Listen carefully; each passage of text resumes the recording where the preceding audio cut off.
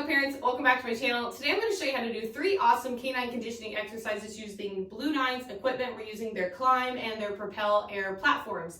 Now, if you don't have a Propel Air platform, but you by any chance have the FitPaws FitBone, that could possibly work in place of some of these items. Or if you have another inflatable item like the disc or something like that, that can also probably work as well.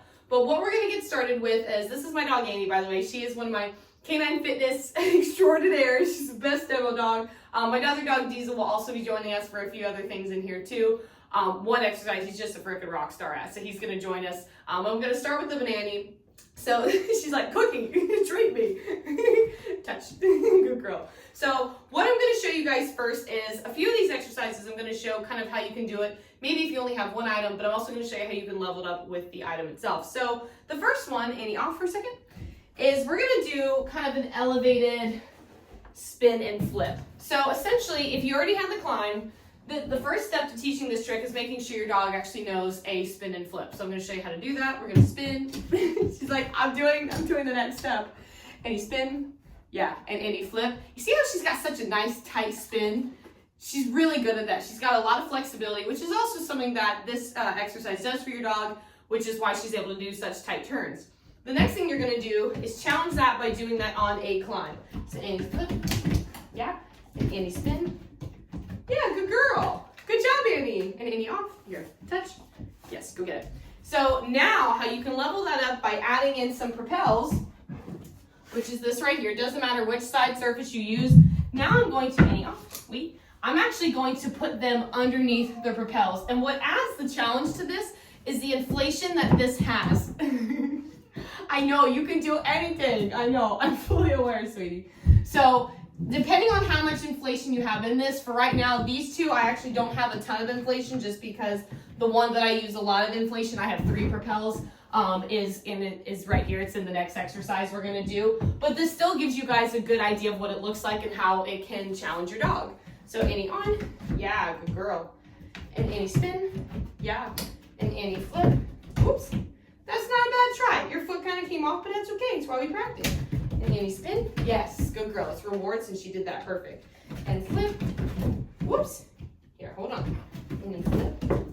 Good girl. I think what was happening is she was following the cheese. I should have taken the cheese out of the entire equation and then given it to her. Also a pro tip, if your dog is extremely food motivated, many times it is actually best to kind of keep the reward until after, and then starting with it, or then rewarding with it, because otherwise your dog might focus so much on the food that their form gets compromised, and we don't want that. I see that a lot with Annie, which is why there's certain exercises I actually can't do without like a touch command or something like that. Otherwise, it just all goes to hell in a handbasket, just to put it point blank. So that is the first exercise, is leveling up your spin and flip, and again, depending on how much inflation you have in there, does determine the amount of challenge that we'll provide to this, because the KLIMB's gonna rock a little bit, and it allows your dog to try to work harder to stabilize and balance. So that's the first exercise. Annie off. The next exercise is going to be rear paw targeting. And the way that you can level it up is a few different ways. So the first thing you want to make sure your dog has is a rear paw targeting cue. And they want to make sure they have full awareness of what that means. So for instance, I'm going to, let me stack these up. I know Annie. Annie's like, let me put my feet on it. Here, come here, Annie. Feet. Yes, good girl. She's so smart. I freaking love you, Annie. You're awesome. Good girl. Annie off. You want to make sure your dog knows how to do that. And a great way to ensure that your dog knows how to do that is that if you were to ask your dog to whatever cue you use, I happen to use feet. She knows that. Did you see her like, where is something? I use that, and it's also the same word I use in my agility contact points, because if we're going on an A-frame, she immediately knows to slow down, keep her back feet on something, front feet on the ground. That's just what we have established for ourselves. So if you're the way to make sure that your dog knows it, feet. You're silly. It's fine. It's fine. Touch. Touch. Yeah. So the way to make sure your dog knows that, if you're testing it out, test it from a few different angles. Like, don't just stand in front of it and have them back up. Like, the goal is for kind of what Annie just did, to just laterally kind of go on from any position. And that's how you know for a fact that they have the cue. So the first thing you can do is just kind of simply what I just did, where you have your dog backing up onto the KLIMB. You're not wrong, but I didn't ask for it. The next thing you can do is try to add it at an angle. So right now, any off, any off, any off. On this climb in particular, I have the short legs plugged in. Come right here, Annie, come. I can't see. Come right here. Yeah, good girl. And Annie, sit. Yeah, good girl. I have the short legs plugged in. As you can kind of see, there's kind of a weird angle because it's like black on black. There you go, that's a better way. What you can start doing is, every climb comes with the taller legs, but what I like to do first, I always like to have the short legs in general, just because there's different exercises I do based on height and challenge and all of that.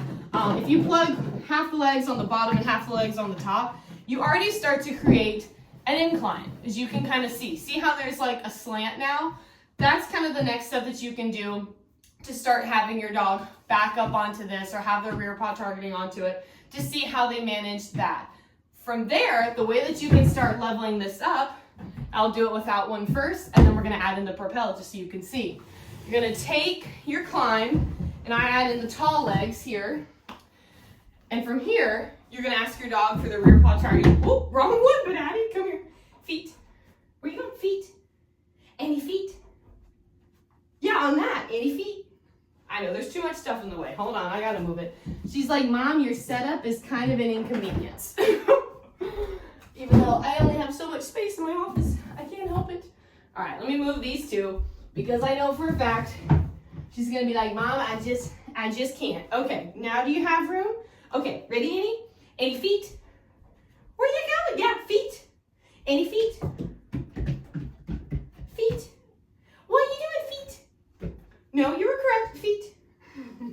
Touch. Touch. Yes, we're gonna start over. I confused her somehow. Come in and come. Any feet?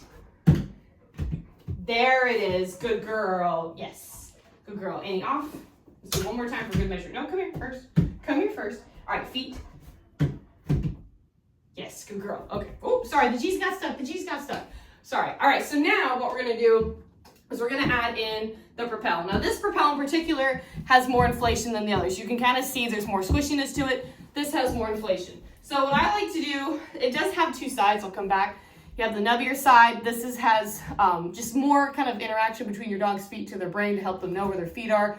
This side is a little bit flatter. This is great for more sensitive dogs.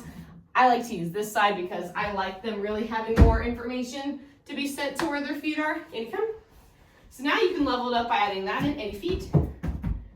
Yeah, make sure you're, yeah, good girl. Good job. And any feet? Yeah. Yeah, make sure you're good. Yeah. Good girl, good job. And that's how you can level up that one. Super easy, well, super easy to level up, but it is a harder challenge for your dog. And all of these leveling up that I'm doing, and we have, one more exercise, every time you're leveling something up, you also want to be making sure that your dog is capable of doing it. So if you see your dog really shaking or they're panting excessively and stuff like that, that's a sign that it's too hard for your dog. They need to rest, and that maybe you should level it down a bit. You know what I mean? You can't always level it up to start. So now I'm going to grab the Diesel Weasel, and you guys are going to get to see how he does front paw targeting with the set combined. So I'll be right back. All right, this is my dog, Diesel Weasel. Are you excited? He is. He gets real into fitness, just so you know. He is my Mastiff, Great Dane, Staffy Hound mix.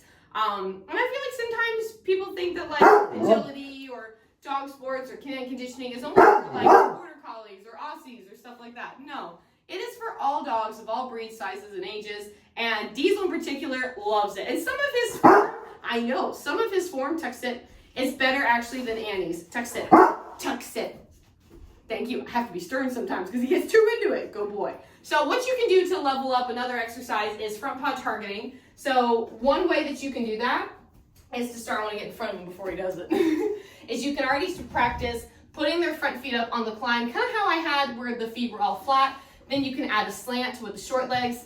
Then you can level it up with the slant with the high legs. And then to combine the Propel and climb together, you can basically use these tall legs to hold it in place, just like how we did with the rear paw targeting. And you're going to ask your dog to do the front paw targeting. Come in. Go boy. 1, 2, 3, 4, 5. Good boy. Off. Good job. And this is another great way to challenge and level up this exercise. And again, when you add more inflation, that's cheating. That's cheating. Come here. Come here. Pause up. When you add more inflation, that's what adds the added challenge, and it makes them kind of have to work harder to balance and stabilize and work those muscles, right? Good boy, Diesel. And that is essentially the 3 exercises that I wanted to share with you guys today using the Propel and the Climb. And I hope you guys love it. Let's get our butthole out of the frame.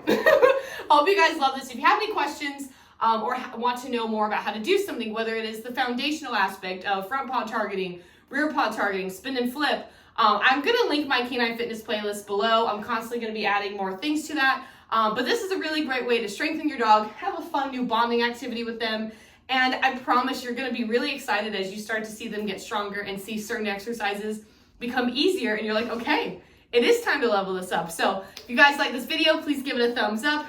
Diesel says high five. And if you want to go ahead and subscribe to this channel, that'd be awesome. I share fun videos every single week. In addition to canine fitness, I do dog enrichment, product reviews, and I also have some fun stuff for our feline friends. So I hope you have a awesome day, and we'll see you in the next video. Bye, everyone.